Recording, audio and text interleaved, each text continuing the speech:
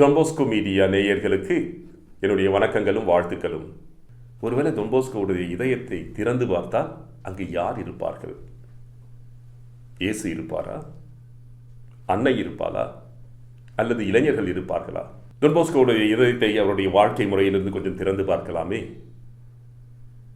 டொன்போஸ்கோவிற்கு துவக்க நிலையிலிருந்தே இளைஞர்கள் மீது அளவல்லாத அன்பு உண்டு, அளப்பரிய பற்று உண்டு. நமக்கு தெரியும் இளைஞர்களுக்காக என்னவெல்லாம் அவர் செய்ய முயற்சி செய்தார் என்பது நமக்கு தெரியும்.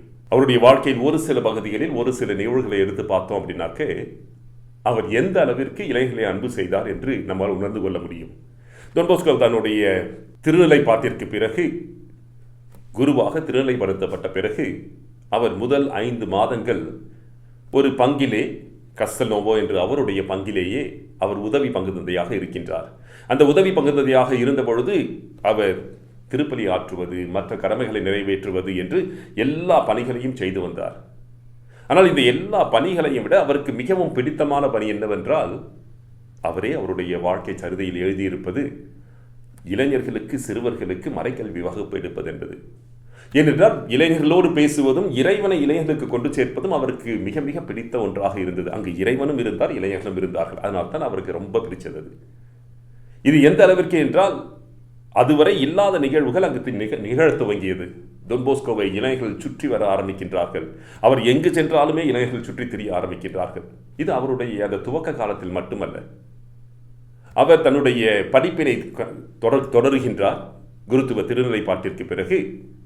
அப்பொழுது அந்த படிப்பினை தொடர்ந்து வருகின்ற காலத்திலே அவருக்கு சில பணிகள் கொடுக்கப்படுகின்றன.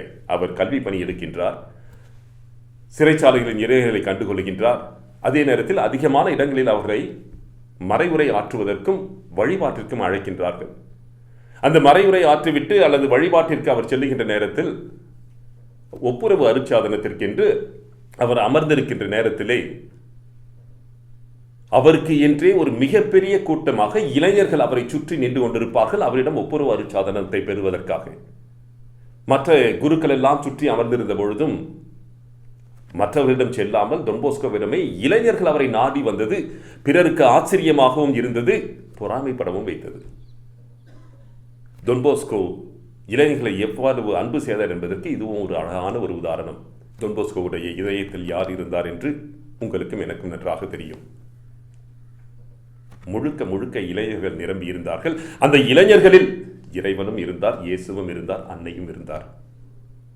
உங்களுடைய இதயங்களில், என்னுடைய இதயங்களில் யார் இருக்கிறார்கள்?